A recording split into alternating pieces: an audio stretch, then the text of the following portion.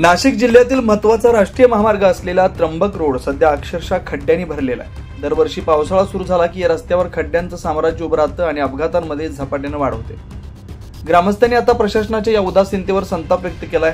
नाशिकला त्र्यंबकेश्वरला जोडणारा हा महामार्ग नावाला राष्ट्रीय दर्जा असलेला हा रस्ता प्रत्यक्षात ग्रामीण कच्च्या वाटेपेक्षा वाईट स्थितीत आहे। पावसात या रस्त्यावर मोठमोठे खड्डे पडलेत आणि त्यात वाहन चालकांचे जीव धोक्यात येतात। वासळी गावचे रहिवासी आणि सामाजिक कार्यकर्ते रोशन चव्हाण यांनी त्र्यंबक रोडच्या खड्ड्यांविषयी तीव्र नाराजी व्यक्त केली आहे।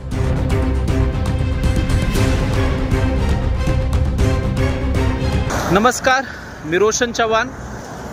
आता आपण वासळी फाट्यावर उभे आहेत। इथं जर परिस्थिती आपण पाहिली, माझ्या मागे म्हणजे दोन्ही बाजू, एक पूर्व बाजू आणि पश्चिम बाजू, जी त्र्यंबकेश्वर कडे जाणारी पट्टी आहे, त्या बाजूने जर आपण बघितलं तर जे काम केलंय एकदम निकृष्ट दर्जाचं काम केलंय।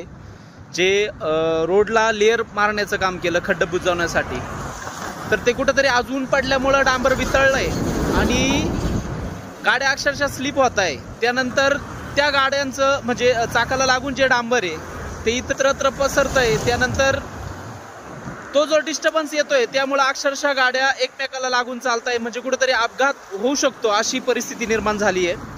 तर प्रशासनानं या ठिकाणी लक्ष घालायला पाहिजे। ह्या ज्या गाड्या माझ्या बाजूला, ह्या गाड्यांमुळं अक्षरशः रस्ता अडवला जातोय। तो कृपया कुणीतरी यांना समज द्यावी। आणि असाच प्रकार तळेगाव फाट्यावर, त्यानंतर पिंपळगावला सुद्धा ह्या गाड्यांमुळं अपघात झाला, 2 अपघात झाले मागच्या हप्त्यामध्ये। तर कुठेतरी अपघात टाळण्यासाठी प्रशासनानं पावलं उचलावी, यांना समज द्यावी आणि अशा भोंगळ कारभाराकडे आपण लक्ष घालावं, ही मी एक स्थानिक नागरिक म्हणून विनंती करतो। धन्यवाद। हा रस्ता केवळ वाहन चालकांसाठी महत्त्वाचा नाही, तर शेतकरी, विद्यार्थी, व्यापारी आणि कामगार यांच्यासाठी तो दैनंदिन प्रवासाची जीवनवाहिनी आहे। गेल्या अनेक वर्षापासून स्थानिकांनी वेळोवेळी तक्रारी केल्या, निवेदनं दिली, पण दरवेळी केवळ तात्पुरत्या डागडुजीवरच समाधान मानावं लागतंय।